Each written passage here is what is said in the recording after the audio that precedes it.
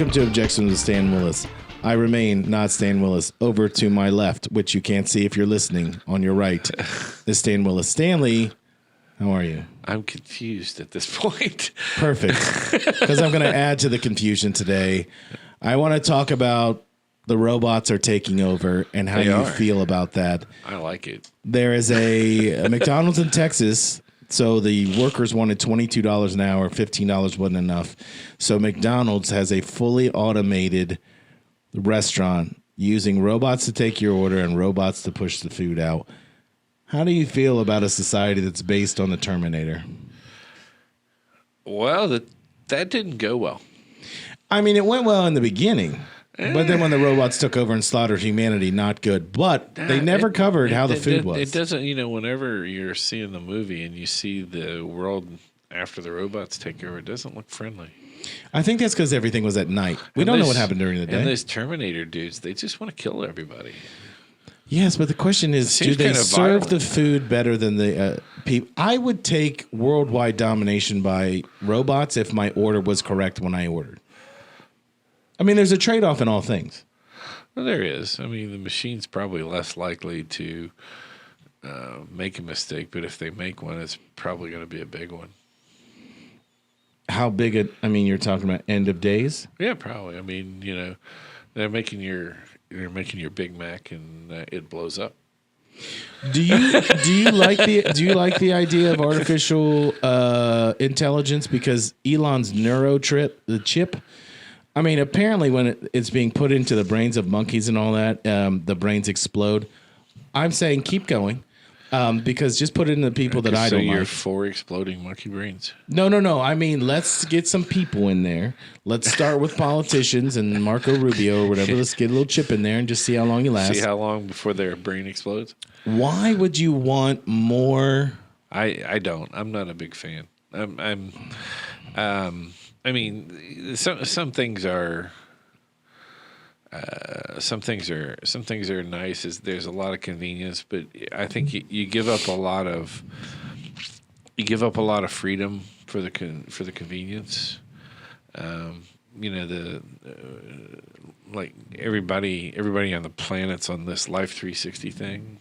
You probably, I don't know if you're on Life 360. What's that? Life 360 is essentially a program that your family members all sign up for, your friend group, and then you always know. Like my daughter. Oh, my daughter! My daughter knows where all of her friends are all the time. My daughter and her mom have this on their. Right. I did not know what it was called though. It's called Life 360. I don't like that shit. And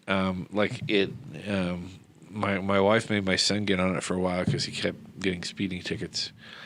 Because he drove a Charger Police Edition.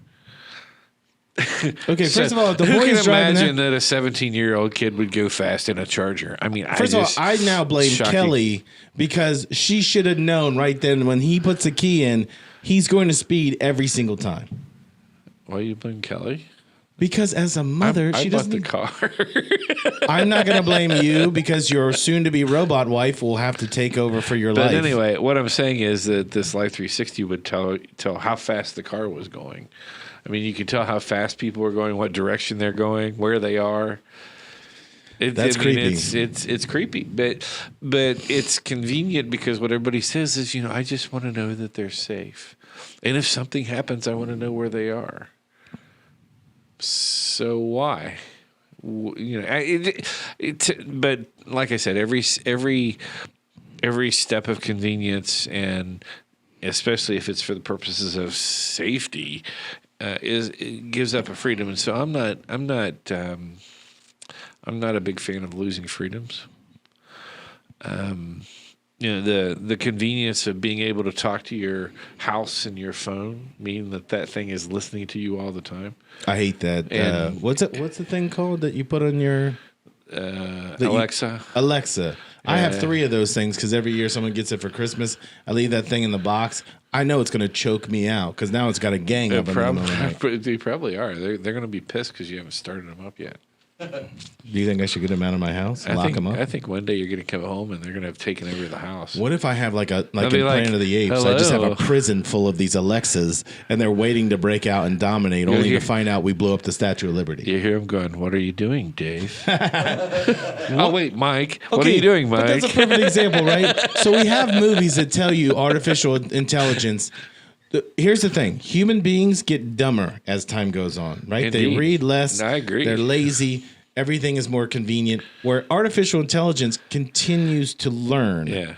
And even Elon Musk, who's making the neurochip, goes, yeah, AI is a really bad idea because it will eventually grow up and kill us. Why are we working on these things? I don't know. I don't have the answer to that. Like I said, it's kind of creepy to me. And the really creepy thing is like on your phone now. I don't know if you noticed this, but if you could be having a casual conversation about something and mention that you like skiing, and within a couple hours you'll have skiing things showing up on your advertisement.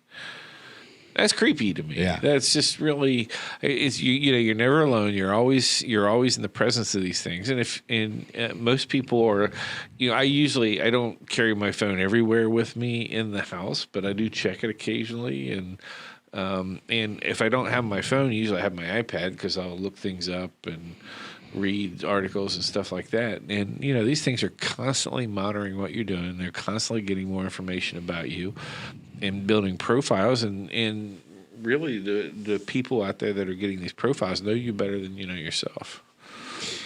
I do think what's weird is that, like that Life 360 or whatever you called it, there are so many things that my phone has I think it's called a workout ring or something. Right.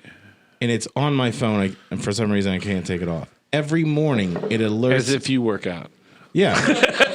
Well, I'm just saying when I don't know why it was there, and every morning it pops on and says, you can do this today, blah, blah, blah. I don't use it, but it's tracking my movement, and I can't get it off the phone because I just think it's weird, anything that's tracking your behavior. Like what I do for a living is trying to analyze behavior, to feed you messages to make you buy stuff. It's no different than this. But if the FBI, I can never figure this out. Where's the place in South Dakota or Iowa that those 4 kids got murdered? South Dakota or Iowa. It was Idaho, wasn't it? What does it matter? It's all fucking states no one goes to.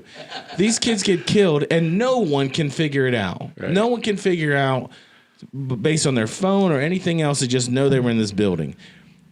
And there's a camera in a bar that they were in where they see this guy come up to them 3 different times. Where's this guy? We don't know. You can track anybody with these stupid iPhones. Like, no one has a flip phone anymore, which even that. Well, that guy probably doesn't have a phone. You think, see, I wouldn't have a phone if I was going to commit a crime. If you're going to commit crimes, you shouldn't carry a phone around with you. It's a bad idea. They catch people that way. Yeah, but how are you going to, like, Instagram Live when you're robbing somebody? Make your symbols. You know, show how cool you are. Show you're, yourself with a corpse. Yeah. Well, that's what got Logan Paul in trouble and also made him more famous. I actually had never heard of that dude until he went to go see a body in Japan or something that was by a railroad track. And then all of a sudden I'm like, oh, this guy is like a big deal? And then anybody can be a big deal if you're stupid enough. I'm trying to do dumb shit. Have you ever seen the movie Idiocracy? I've only seen half of it. You know what? I saw it. I thought it was hilarious. I never thought it was prophetic. Now I realize it's actually prophetic. It's actually more realistic than 1984, which is pretty. 1984 realistic. Is now most people have not read this book, and especially if you're under the age of 30, you haven't read a book. If you're going to watch the movie or read the book, I would highly recommend reading the book. Yeah, the movie. The movie completely missed the point. Yeah. But I feel like people are willing to give up freedom for convenience and don't realize you're not going to get that back. Well, it's because what they buy is safety, and it makes me cringe every time I hear somebody say safety first. If safety is first, you're never going to do anything. You're never going to go anywhere. Do you know where that comes from? It's stupid. Coal mines. I know where it comes from. But you know what I mean? It's like safety first, don't cross the street. Well, no, this came from... Here's an idea. If you're worried about being safe, don't go down in the dang coal mine. You're 3,000 feet under. What could go wrong? Right. But I just feel like that's the dumbest thing because it'll be like, hey man, don't plug that in. Safety. It's a goddamn cord to plug in to charge my computer. Like, what are you talking about? Well, that's what I'm saying. That the whole safety first mantra is because people are so. My friend Bruce says they're white knuckling their mortality. They're holding on so hard to life that they're forgetting to actually live life. Right. You know, and the fact is that everything you do in life has some level of risk associated with it. Right. It's the reason why roller coasters are fun, because it feels like you're taking a big risk when you get on the thing, and that's why they're fun. Can I say this to you? I'm so glad you said that. So we just came back from Disney and Universal. We go in December. And they have crappy roller coasters. Yeah, but there were people wearing masks. The Beast is the best roller coaster outside. ever. First of all, sir, we're not going to get into that conversation because I will tell you 10 other things that are better than the Beast, and you are just a local homer about it. And I hate goddamn rides. You're not going to get me off this because I'm going to tell you because you're going to love this. So we're outside. Outside of Disney People World. are wearing masks. Those diaper masks. You know At Disney World. Well, this is at both, but at Universal, it's outside. They get on a roller coaster where they're wearing the mask, going whatever it is, 100 miles an hour, and they get off to adjust their mask. And I just thought, what are you doing? They think that they're safe. Keep the flies out of this mouth. Yeah, but you're already outside, and you know those are people that got vaccinated, right? Safety first, constantly. You cannot live your life like that. Like, I think COVID proved that it's not worth living a life constantly under mandates and all that. Well, I personally, now they still in every medical environment they're having people wear masks, and there's a part of me that thinks, maybe that's not a bad idea. In a medical setting? I get that. Yeah, maybe if you're going into the doctor's office. But you're for the fucking Waffle House and you're going to wear that thing. Yeah, exactly. I think that wearing the mask, what that does, I think, is that reinforces that everyone's a threat. Right. So if I'm wearing a mask, what I'm saying is I'm out in public, but you people are all a threat to me. I'm identifying myself that I'm being safe. Right. You're not being safe because you don't care about me. Right. And I always look at that and go, I don't even know who the hell you are. Why do I care about your health? But in the end, the belief system that leads you to wear a mask out in public, it is just that somehow everyone out there is a threat to me, and I'm going to wear this mask because I don't want to expose myself to that threat or that level of risk. I mean, it's just more. And ultimately, what that will do is it will isolate everyone, right? Because ultimately, you just won't be around anyone else because there's too much risk involved in it. Where do you think that starts? Do you think that is? See, I think that started before COVID because it started years, and it's every society. Every society eventually gets to the point where things are too dangerous. In 1900, so 123 years ago, if you got on a ship to cross the Atlantic Ocean, you knew there was a chance that you were not going to make it. You could die of scurvy. Well, yeah, but you could just the ship could sink. Right. And you knew that, and you accepted that risk, right? Now, if you get on an airplane, your expectation is that you're going to land on time and safely. And you're pissed if it's not on time. On time and comfortably. It's not going to be a bumpy landing. There's not going to be any turbulence. It's going to be just it's just part of our development. We make things safer because we're constantly making things better, and as we make them better, we make them safer, and so our expectation goes up as to our expectation for safety goes up, and so our risk tolerance drops. Right. So as a society, the better your technology gets, my thinking is the more weak the society, the people get.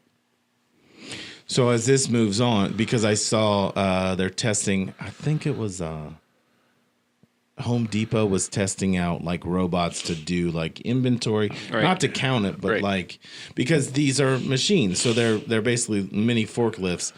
So they're testing them out to see how many of these they would need to replace workers, not to help efficiency. No. At what point do we get to? I think there are certain things like a lawyer. A robot can't be your lawyer.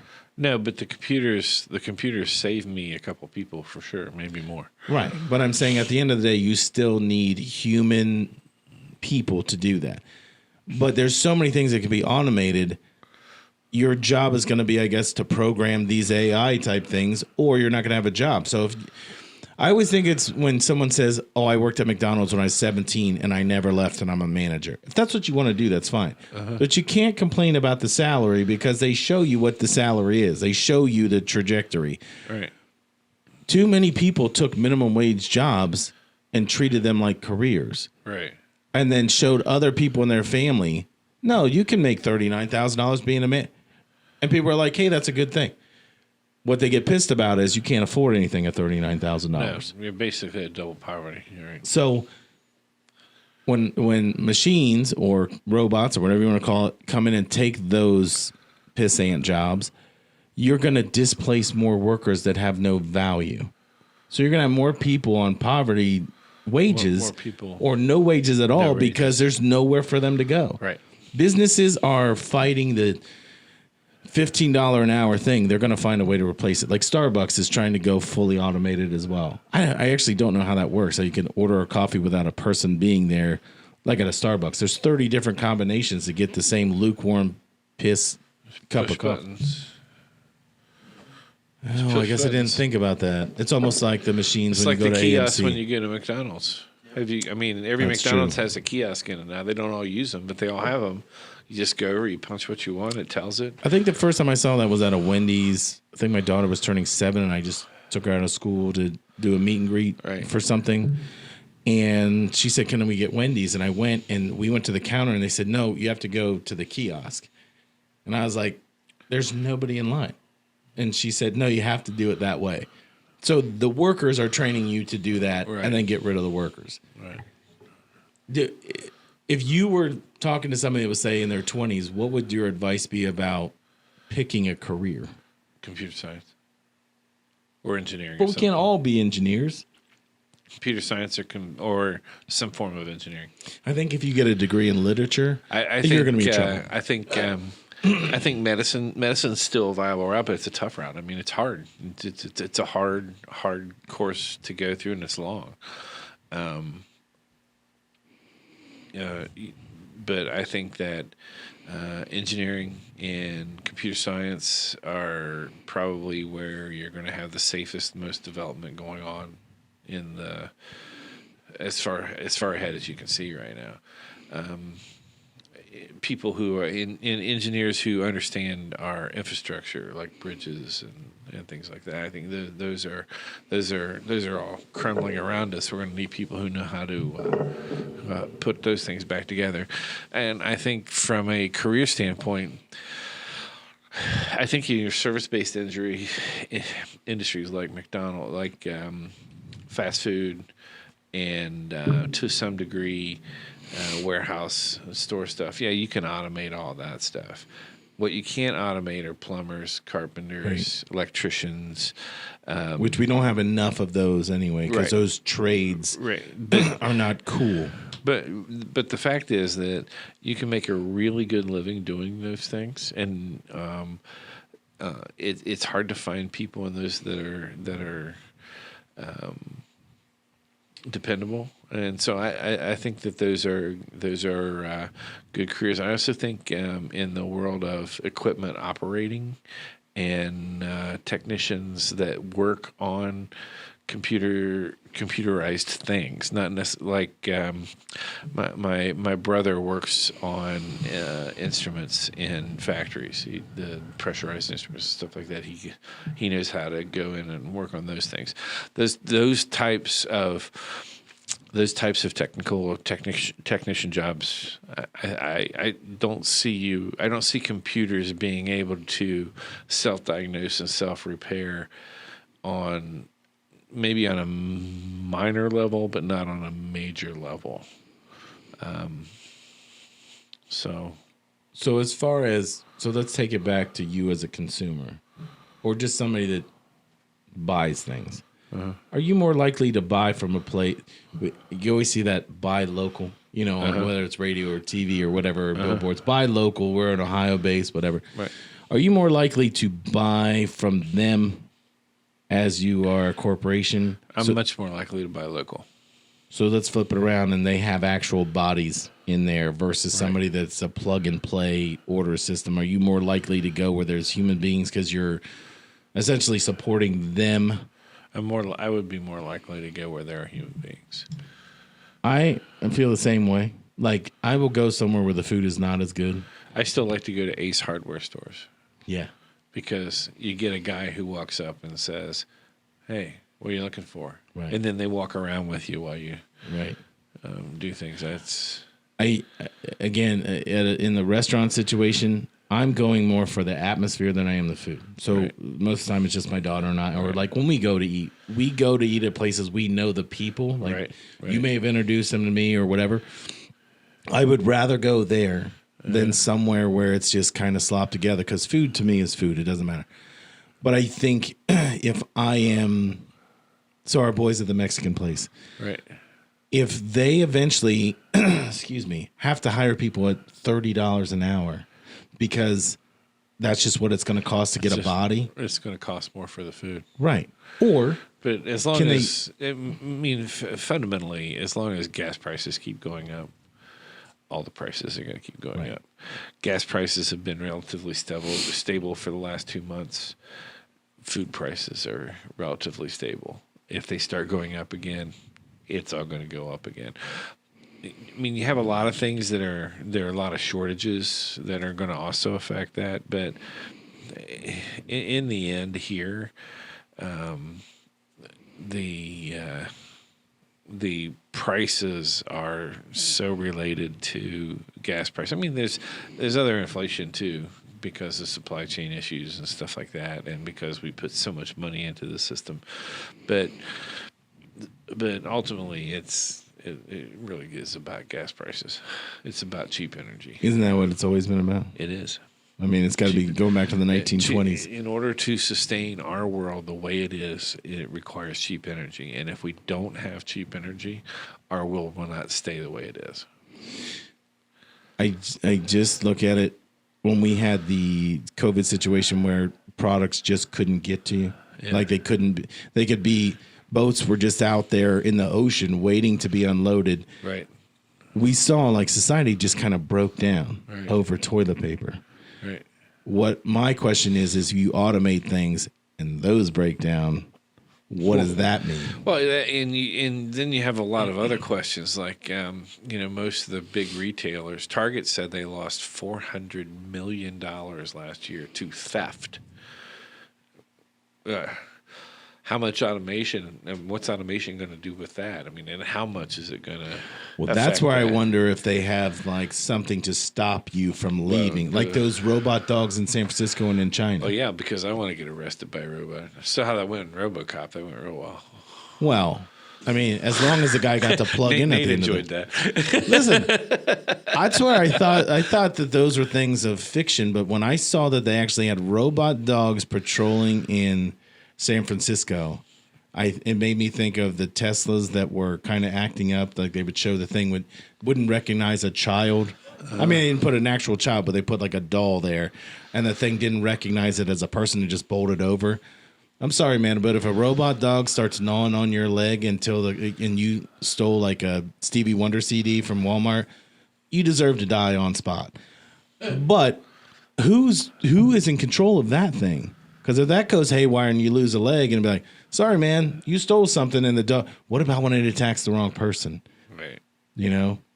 So I like how we ended on a really high note. Nate, if you could just put like a lot of blood streaming down at the end of the show, because that seemed really horrible what I said about robot dogs. I want to. Wait, one question. As a pet, would you have a robot dog? Yeah. You guys are sellouts, man. First of all, you didn't even answer. You're thinking about it too long. I don't think I would. I was thinking how irritating my dogs are. That's what I was thinking. You don't have to feed it, but it might kill you in your sleep. Yeah.